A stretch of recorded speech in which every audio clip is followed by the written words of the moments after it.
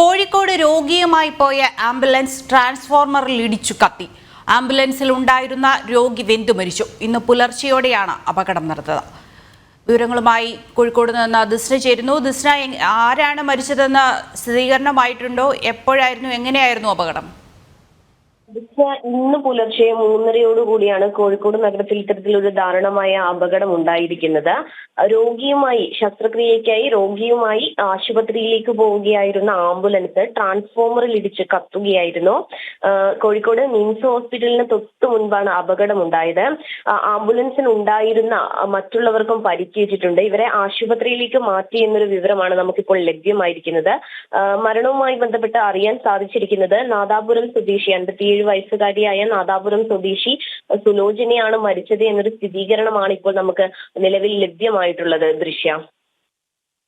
ദിസ്ന സുരേഷാണ് വിവരങ്ങൾ നൽകിയത്. ഇന്ന് പുലർച്ചെയോടെയാണ് കോഴിക്കോട് നഗരത്തിൽ അപകടമുണ്ടായത്.